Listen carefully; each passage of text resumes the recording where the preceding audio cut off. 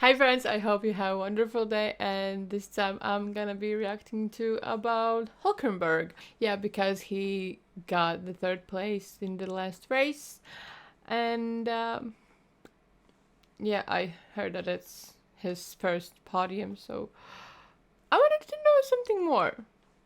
So yeah, let's check it out. Nico Hulkenberg is without. It's like that. Hülkenberg. Is that the right way to say it? Pronounce it? Huh? Without question, one of the best drivers to ever race in Formula One. But not because of his championship titles, race wins, pole positions, or record-breaking spins and collisions. Instead, Nico shines through pain and suffering. You see, Hulkenberg has been an underdog throughout his whole career. You could put him up against an excavator, and no one would expect him to win. But not because he isn't skilled. Heck, the man is one of the fastest drivers on the grid. Instead, it's because he drives shit boxes, or the forces of evil and darkness magically rips his car into pieces. How he always perseveres through any disadvantage makes Hulkenberg the Incredible Hulk. And Hulk. Okay. Finish P5 with a tractor. And this becomes even more special when you realize that Nico's been pushing through struggles ever since he started his F1 career. In his debut with Williams in 2010, the team was broke and mediocre. But in his third ever race, he outqualifies his experienced teammate and scores points. And in Brazil, he puts in a phenomenal lap in qualifying and gets pole position. But he does. Hulkenberg doesn't. Look at the time. Look at that. It's almost a second quicker. Nico Hulkenberg. Though in the race, Williams was slow, so he finished 8th. But that was still amazing, and Nico was seen as a rising star. So you could just imagine how I reacted when I found out that he didn't even secure a seat in 2011. And the worst part is, of all people in God's green earth, he lost it to Pastor Maldonado. AKA Jack the Ripper with a car, due to sponsorship money as well. This was I don't know a lot about him. more than just a robbery. We witnessed a heist. But thankfully, Nico came back to F1 in 2012, and despite some unlucky career decisions, he continued to cook. Someone cooked here. In Belgium, he finished 4th. Monza 2013 qualified his midfield Sauber in P3. And in Korea, back in an era where F1 intros used to look like this, Right?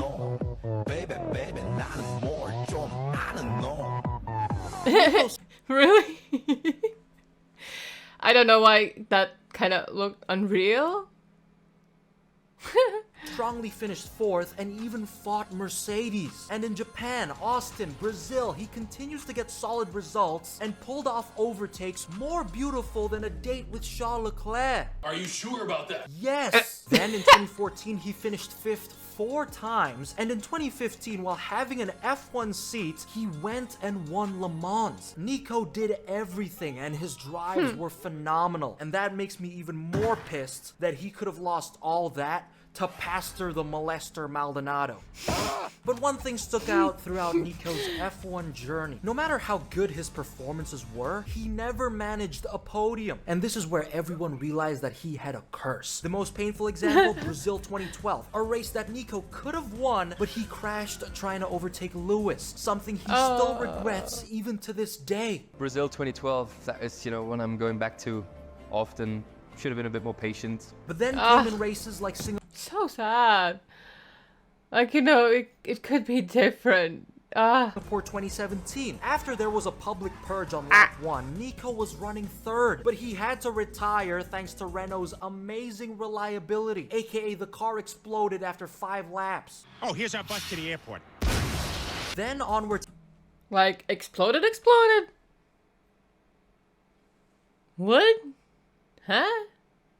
To Abu Dhabi 2018, Nico wasn't competing for a podium, but he got a little kiss from Grosjean, which then made his car barrel roll until it was upside down and on fire. But then came 2019, where he finally gets paired with Daniel Ricciardo, which gave birth to... Oh my god.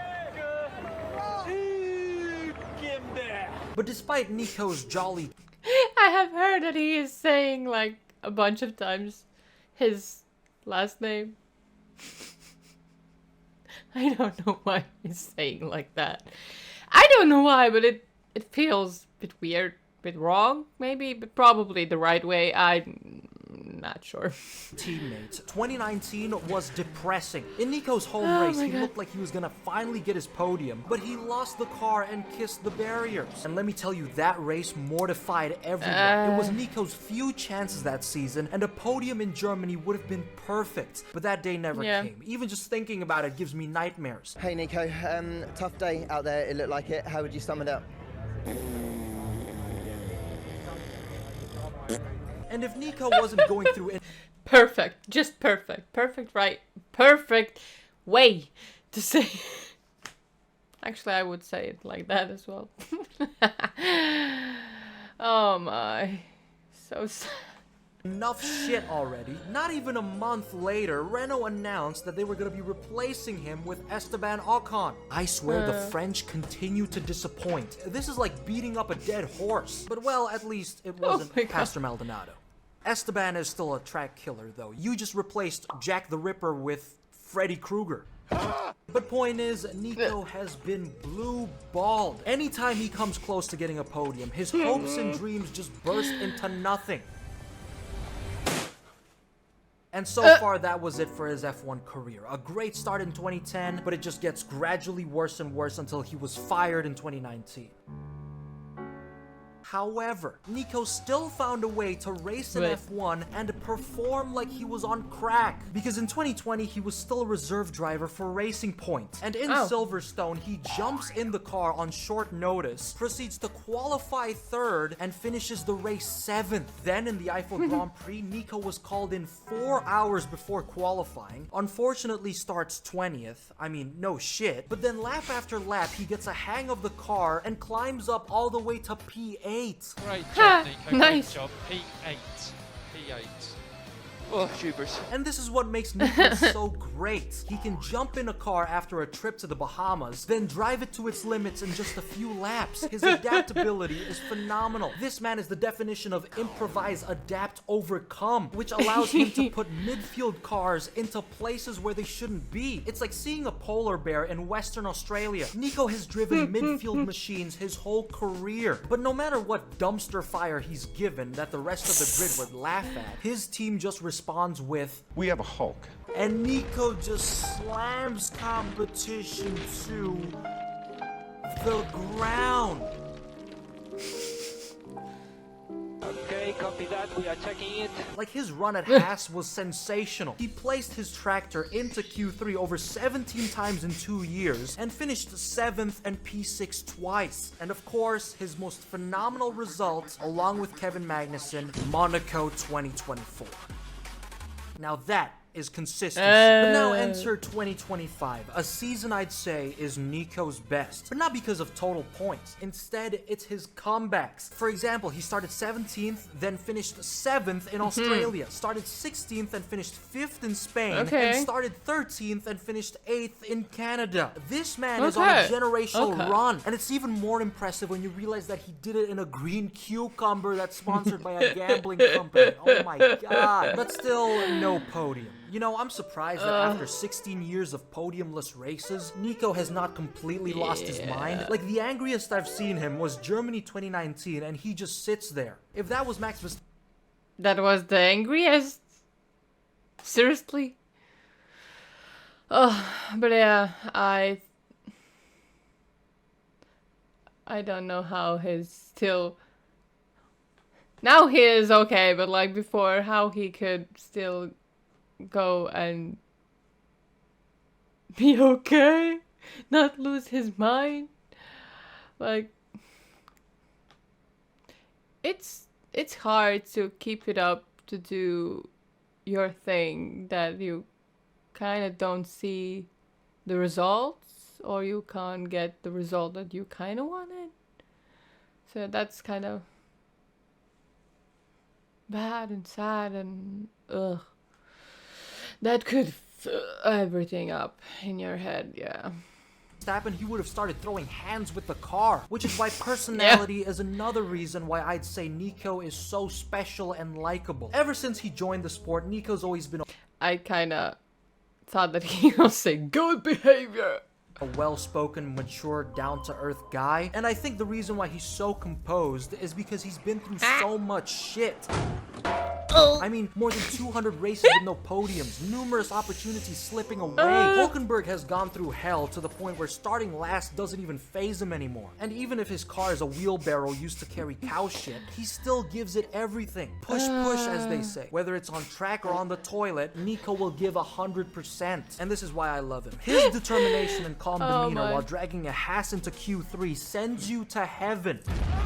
Hot take, a Hulkenberg P4 is better than a McLaren 1-2. But still, I was always frustrated for Nico's podiumless career. But that was until Silverstone, one of the most ass-clenching races I've witnessed in 2025. Because in the weekend, Max Verstappen started it by complaining about his Red Bull 24/7. Yeah. Unbelievable. And it's not the feedback. Look at that. A shopping trolley. But then in qualifying, he locks in and gets pole out of nowhere. But Max Verstappen will not give up on this one. Oh my god. He bluffed, I think. Ref, he's using his childhood trauma as motivation, ref. Stop him. I bet you 20 solid buckaroos that Max Verstappen could complain about having erectile dysfunction and get Kelly pregnant with triplets the next day. Also, Ferrari nearly had Lewis out in Why you needed to say that? Q1, typical, and Charles Leclerc had a massive meltdown after Q3. So fucking shit I am. I am so fucking shit. Damn, must be the shit. I guess, Charles. Valid crash out. But off to the race, it was carnage. The weather was torture and cars were everywhere. Lawson gets kissed. DNF. Bortoletto went off. DNF. And Max was sliding like he was lubed up. So Oscar took the lead. Lando and Max battled like ex-husbands while Charles went lawn mowing. And everyone was pretty much fucking blind. Yeah. So into lap 18, the rookies were practically dead, and as the safety car was wrapping, Max Verstappen spins on the restart, dropping to 9th. At that point, I just knew Toto Wolff was celebrating like he was getting married all over again. But after Max slipped, you'll notice that Lance Stroll was in P3 now. Can't say I was surprised though, since Lance does turn into Senna as soon as a drop of water hits the track. Must be the water. But then I realized Nico Hulkenberg was P4 in his green jelly bean, and he did that by making all the right strategy calls himself. You see, instead of being a fart smeller, Nico was a smart fella. He listened to his intuition instead of his engineers and made banger calls left and right. We will box this lap. Nico, box for medium. No, you sure? I don't know. I would do that. Stay that. 20 minutes later. Stay out. No. I can't. This ties up. Box. I'm coming to the box. Which put him right behind Lance, and all I had in my mind was just... I hurt my hand. Bitch. And boy did my wish come true, as Lance expectedly ran out of talent. But like, yeah, sometimes, like I understand sometimes the team is like saying like you need to box and stuff, but there is sometimes that I feel that driver knows best, maybe just a little bit better. So yeah, I don't know. Gothenburg overtakes him for 3rd. This man went 19th to P3 in a green wheelbarrow, cucumber, sour pickle, rolling pin, farm equipment, whatever you want to call it. He dragged that thing to the top. But still, after that, Lewis Hamilton was sniffing it. However, Nico pulled lap times right out of his ass and gapped the fuck out of him. And as the track gets drier, everyone's switching to dries. Lewis goes off, losing time, while Nico Gothenburg went out of the pits problem-free. Then he proceeds to gap Hamilton again, and finally, after years and years of waiting, 239 races, so much pain, hard work and perseverance, Nico Hulkenberg crosses the line. And finally, he gets to stand on the podium. A podium for the first time. His record that he didn't want can be wiped clean. And at Sauber, they can celebrate. But actually, when the last time that sober actually got the podium. Feeling like I'm talking not in the right way all the time. What is happening? But like when last the team win? Not just Hulkenberg. This is the first time, duh. But like, yeah. Huh? Incredible, man. Enjoy it. Enjoy it. You did an absolutely fantastic job. I can't believe it. Yeah. And that was kind of about the trophy. Probably will come soon. Holy shit, was that race a banger. Now, it was kind of disappointing though to see Oscar and Lando not shower Gothenburg in champagne. If I was there, I would start drowning him. Heck, if Nico wanted other fluids splashed onto him, I'd gladly do that too. Also, when the trophy... Excuse me? Awkward. But yeah, that's kind of sad. Like, it's his first time. Maybe they don't talk as much. Maybe that's the reason, but like still, it's his first time. Trophies were given out, he received a Lego trophy. It's the biggest piece of dog shit. Which is dope, but a real trophy would have been nice. But Nico played it off like the gentleman that he is. How does it feel after 15 years of F1 to get a podium and it's made out of Lego that you can just pull apart? I love Lego. It's good, my daughter can play with it too. Oh, yeah. Like, he is always looking at the bright side. Goat behavior. And after the podium, I saw like... Like, yeah, I get it. I get it. They probably wanted to do something different, you know, but like... It still would be nice to get like a normal trophy that kind of your kid couldn't lose a piece of it, so it... Piece or half or it's I understand that he is still happy that he got podium, but like yeah, that kind of a little bit sucks. Someone needs to give him like a normal trophy so he could put it and know it's gonna stay there at one piece, you know. I don't know. But yeah, he's still a great guy. 50 different Instagram posts about it, and to be honest, my grin still hasn't faded. Honestly, I can't name one person who wouldn't be happy for Nico, and those who aren't... Oh, I'm the Hulk! I'm so sad! I don't know how to defend myself! My God. And funny how in the same weekend we got Christian horny sacking, and I'm pretty sure Toto's already preparing his honeymoon with Max, but it's like Hulkenberg's podium opened up Pandora's box. Oh, what was I worried about? Oh God. But in conclusion, Nico Hulkenberg, after years of suffering, mistakes, and regret, still decides to push through it all to finally get the podium he deserves, making the Hulk not only one of the most determined drivers, but also a racer with the greatest redemption arc in Formula 1. And that's why I think there will never be another Nico Hulkenberg.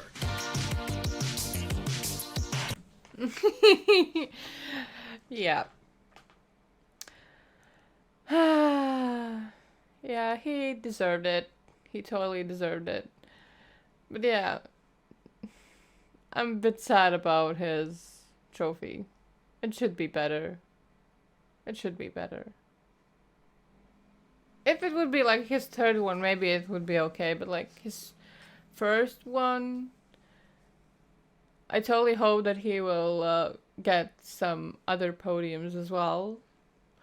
But like, yeah. It is what it is. So yeah. So yeah, I hope that you did enjoy this video, and if you did, please consider to leave a like and subscribe. And yeah, we are kind of close to 10k, and when I will reach the 10k, I am thinking about like live stream, building a F1 in live stream. So yeah, if you are up for it, please subscribe. And yeah, take care. Bye.